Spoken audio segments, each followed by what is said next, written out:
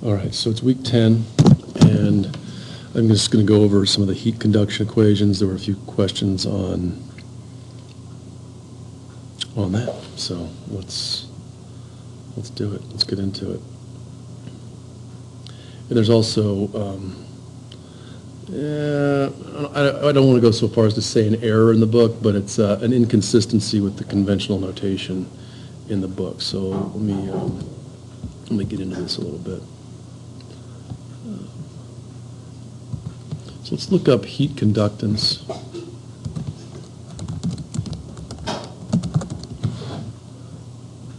Or thermal conductivity.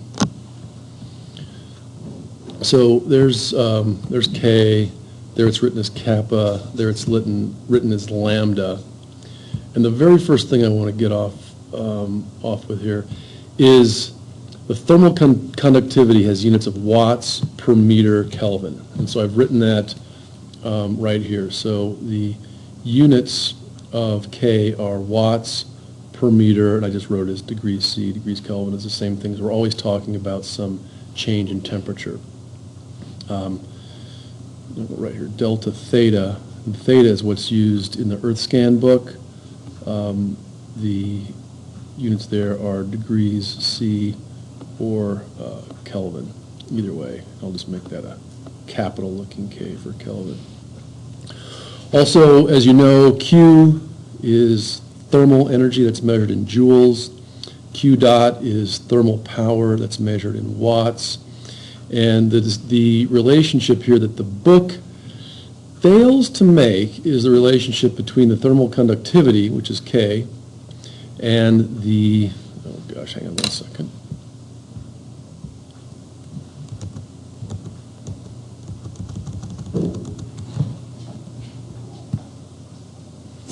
Yeah, so what we're looking at is the distinction between the thermal conductance, which is U, and the thermal conductivity, which is K.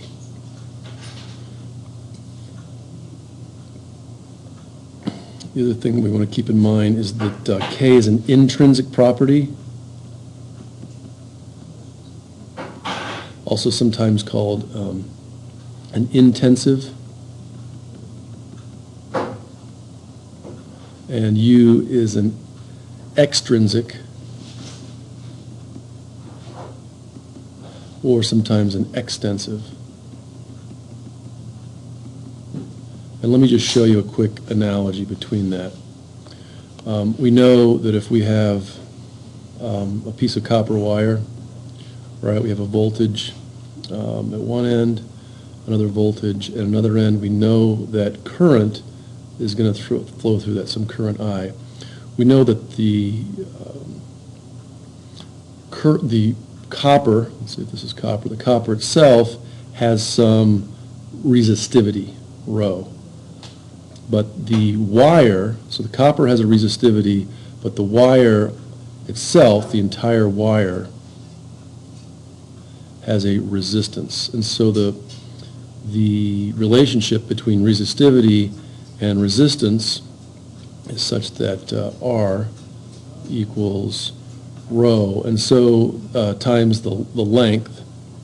So the longer the copper wire is, the more the resistance, and then we divide that by the cross-sectional area. And it's the same relationship between the thermal conductance, which depends on how much you have, and the thermal conductivity, which is a property. So K is similar to rho. I'll just write that out here as rho. And U is similar to R. Now, that should be easy to remember. Sorry, that got kind of jammed in there. Because U equals 1 over R. And it's the R value that we typically see for insulation. So, for example, you would say that fiberglass has a certain thermal conductivity. The more of it you have, the greater the thermal resistance, which is the opposite of thermal conductance. And I'll write that guy out here too. Let's write this as electrical.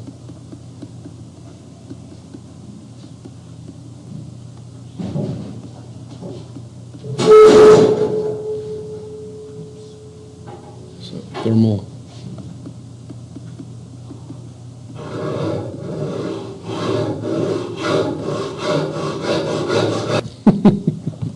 Okay, so here's the relationship for thermal. So we know that U is K over D.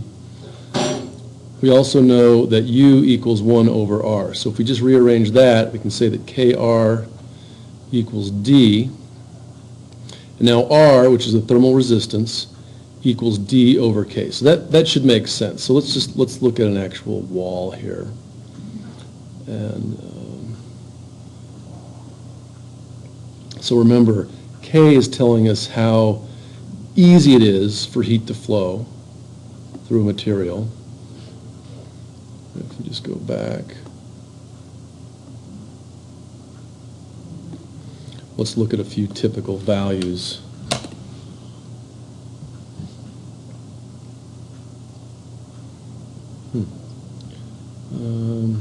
Maybe next time. I gave my $3.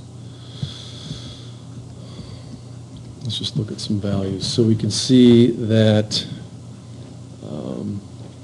these metals up here, aluminum, gold, copper, conduct heat much better than, let's say, glass, rubber, air, aerogels, etc. So that makes sense. So the more metallic something is, the more quickly heat flows through it. Okay, so if we come back to our notes, this should make sense, because if we just take a piece of fiberglass, I'll just call it FG for fiberglass, and we just say this, let's just say R equals 10. And you know what that means. You go to the hardware store and that's R10. Now if I double it, if I take two pieces of fiberglass, same exact type, double the thickness, fiberglass, this whole thing is now R equals 20.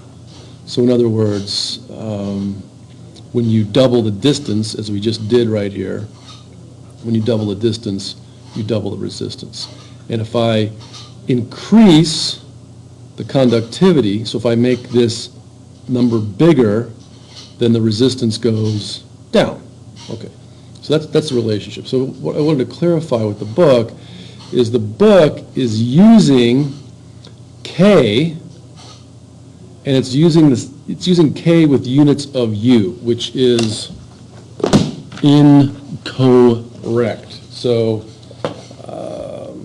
it's not a deal breaker. It's not,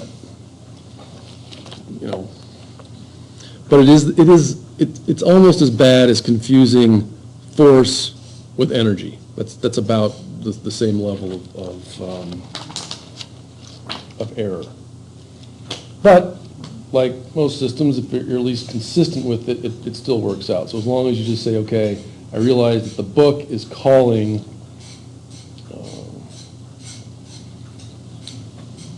is using K where it should be using U, then you can get through it. So let me just pause one more second. Yeah, so the error starts, at least the first place I can see the error starting, it's right here on page 26. You can see that or not, but here's what the equations look like, and I'm going to read. It's just before the page with the solar thermal on the top. So let me just read this. It says where K is the linear heat loss coefficient with units of watts per square meter Kelvin, which is incorrect because K is called the thermal conductivity, and what they're talking about is the thermal conductance. So that's where the error lies. But let's just go ahead and do a simple calculation to at least show you how to run one of these guys to get thermal power. Thermal power loss. So let's just say we have a wall. Could be a wall, could be a window. And inside we've got temperature in, let's just say the inside temperature, let's say it's winter, so the inside temperature is, I don't know, 35 Celsius. It's pretty hot. It's just under body temperature. And let's say outside, out equals, it's cold, 10 degrees Celsius. Well above freezing, but still uncomfortably cold. Now, let's just do this for a house. I'm going to just draw it as a one-dimensional problem, but let's just say that this is the area of the house.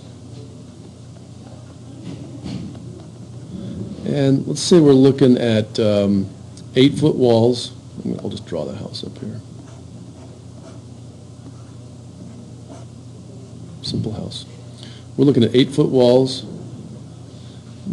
Actually, let's make it a little simpler than that. Let's call it a 3 meter tall. And let's say it is, well, let's see if it's 9 meters. Let's say it's 20 feet. Let's just say it's 7 meters by 7 meters. So the total area equals 4 times 3 times 7, that's for the walls, plus the roof, which is 7 times 7. So let's just run that little equation really quick. So 49, let's see, 12 times 7, 70, I think that's 84, plus 49 equals, so there's a 3, let's just make sure that's correct. 4 times 3 times 7 equals 84, nice, 7 times 7, 13, 133, and that's meters squared. Meters squared for the area. And let's look up a typical K value. Let's actually bust out there to Wikipedia, wood. And let's just say we're looking at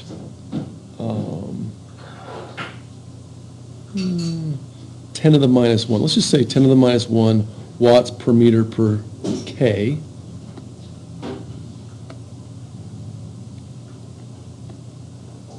Per C, 0.1 watts per meter per Kelvin. And let's say the wall,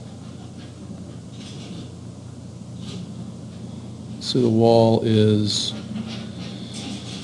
1/10 of a meter thick.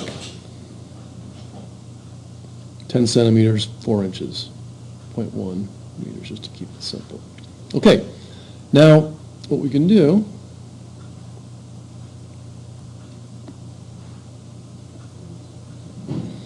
so what we can do here is let's first find U. So U equals, let's go back to our cheat sheet. U equals K over D. Quick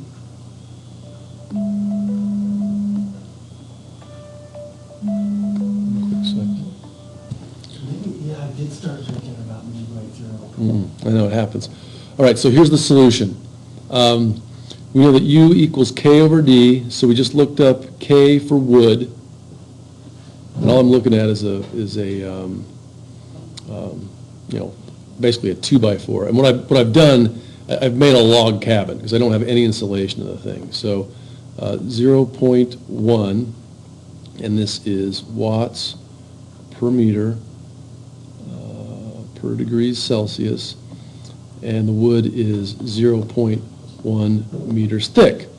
So U equals 1 watt per square meter per degrees C. Now to get the total heat loss, all we do is multiply it out. So Q dot equals U A delta theta, or delta T, delta temperature. And from there it's also pretty simple. So think of it this way. So the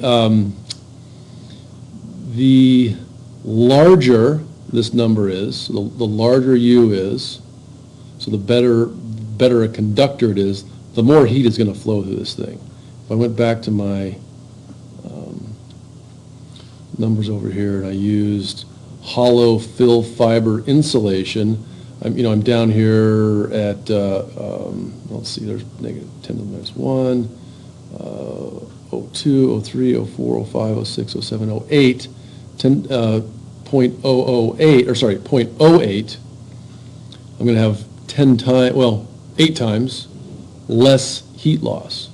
So what I'm looking at in this particular problem is a pretty leaky log cabin. I calculated the area already, we know that, and then we also know the delta T. So from there, Q dot equals 1 watt per meters squared degrees C times the area, which is 133 meters squared, times delta T, which is 25 degrees C. Q dot. Let's hop over to the next page. So I'm looking at 133 times 25. Let's get back to my calculator. 133 times 25 equals 33.25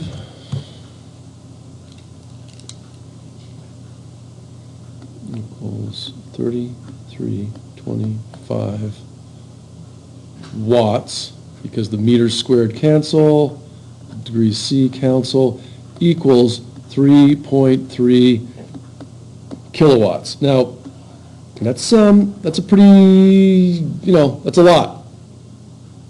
It's a lot of heat. And like I said before, if you were just to take this K and reduce it from 0.1 to 0.08, let's just do that.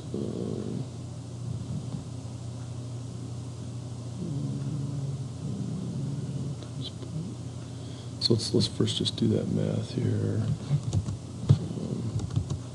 just to convince ourselves. So 0.08 divided by 0.1 equals 0.8.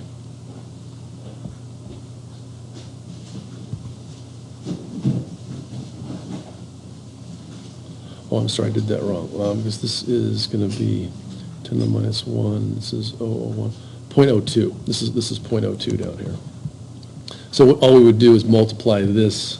So if we had the whole thing made out of, so if we go from K fiberglass equals 0.02, which again is right down here.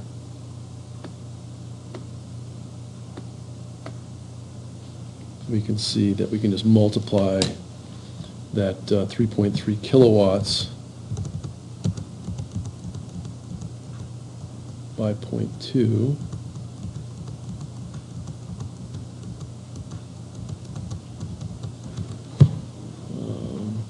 3.3 times 0.2 equals 0.66. So just by insulating with fiberglass instead of using your wood log cabin, we went from about 600 watts. Okay, so just to quickly review, that's how we do the heat transfer. So in the book, they erroneously used K, and they used the units of thermal conductance, when in fact K is thermal conductivity. We went through the analogy between electrical conductance, which is rho, and electrical resistance, which is R. We discussed the fact that both rho and K are intrinsic properties or intensive properties, and U and R are both extensive or extrinsic. Depends on how much you have. And I showed you that if you double the thickness of something, fiberglass, you go from an R10 to an R20, pretty no-brainer, just adds exactly like resistors in series. And then we ran through a little problem. We said we had a house that's 3 meters tall, 7 meters by 7 meters on the square. There are 4 walls. That's the area of each one. The floor area, we're just going to assume all of the heat goes out the roof and nothing through the bottom. You know, it's a reasonable assumption, first order anyway. Came up with a total area of 133 square meters. The internal temperature, we're keeping hot at 35 C. The external is a freezy 10 degrees C. We said that the thermal conductivity in the wall is 0.1 watts per meter per Kelvin. That's the thermal conductivity of wood. We also said that the wall is 1/10 of a meter thick. From there we calculated U, which is K over D, so 0.1 watts per meter degree C divided by 0.1 meters is simply 1 watt per meter squared degree C. Then we just ran that through our thermal power equation. Q dot equals U, A, delta, theta. We know all of those numbers, so just 1 times 133 meters squared times 25 degrees C. Came up with 3,325 watts. That's 3.3 kilowatts. If we were to insulate with fiberglass, which has a thermal conductivity that is 1/5 that of wood, now we're looking at only 600 watts to keep that house toasty warm. All right. That's it for week 10. Get after your projects, and looking forward to seeing what you come up with.